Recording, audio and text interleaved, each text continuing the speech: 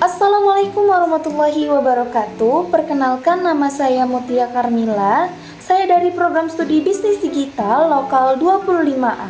Nah, pada video kali ini saya akan membahas materi ke-6 mengenai fintech, e-wallet, dan uang elektronik dalam perspektif fikih muamalah kontemporer.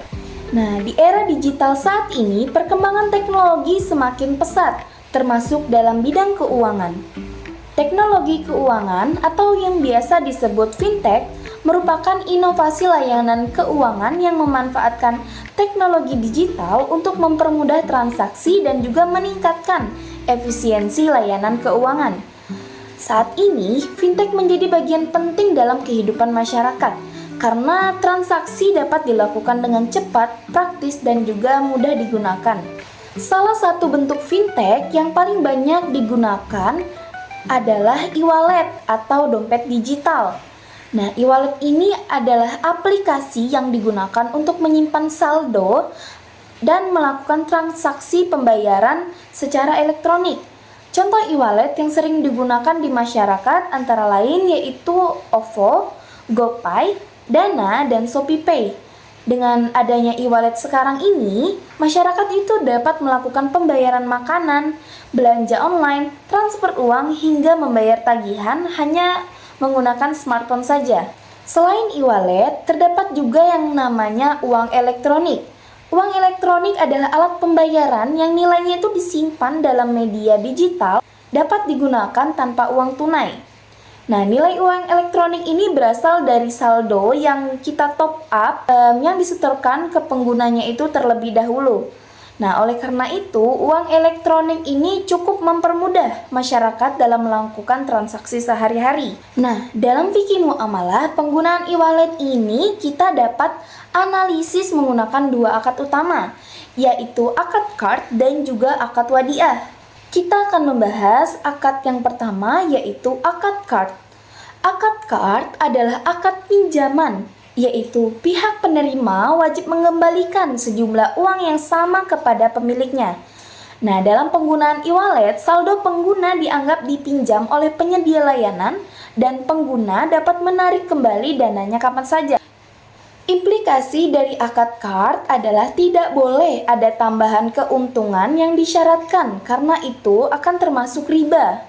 Oleh sebab itu, cashback itu harus diperhatikan agar tidak menyerupai bunga pinjaman. Nah, selanjutnya kita akan membahas akad wadiah. Nah, akad wadiah adalah akad titipan, yaitu pemilik menitipkan hartanya kepada pihak lain untuk dijaga. Dalam e-wallet, saldo pengguna dianggap sebagai titipan dan penyedia layanan hanya menjaga dana penggunanya. Dalam akad wadiah, bonus atau cashback itu diperbolehkan selama tidak diperjanjikan sebelumnya dan dana pengguna tidak boleh disalahgunakan oleh orang yang dititipkan. Nah, selanjutnya kita akan membahas cashback. Nah, cashback ini adalah pengembalian sebagian uang setelah transaksi itu dilakukan. Contohnya itu ketika seseorang membeli barang di marketplace, kemudian mendapatkan cashback berupa saldo atau koin. Nah, dalam perspektif fikih, cashback diperbolehkan atau halal apabila bersifat promosi atau hibah dan tidak diperjanjikan sebagai bunga pinjaman. Namun, cashback ini menjadi haram apabila dijadikan syarat dalam pinjaman atau mengandung unsur riba. Selain cashback, terdapat juga yang namanya diskon. Diskon ini adalah potongan harga yang diberikan penjual kepada pembeli. Nah, dalam Islam, diskon ini diperbolehkan karena dia itu termasuk transaksi jual beli yang biasa dan tidak mengandung riba. Akan tetapi, diskon ini harus dilakukan secara transparan, tidak menipu dan juga tidak memanipulasi harga. Dalam praktik marketplace dan e-wallet, terdapat beberapa transaksi modern yang dianalisis dalam fikih muamalah. Top up saldo dapat termasuk akad qard atau wadiah. Cashback diperbolehkan apabila bersifat hibah. Diskon juga diperbolehkan dalam Islam, namun promo yang berlebihan perlu diperhatikan agar tidak merugikan pengguna. Sedangkan biaya admin diperbolehkan sebagai bentuk ujrah atau biaya jasa. Nah, dari pembahasan yang sudah kita jelaskan, terdapat beberapa hal penting yang harus kita perhatikan.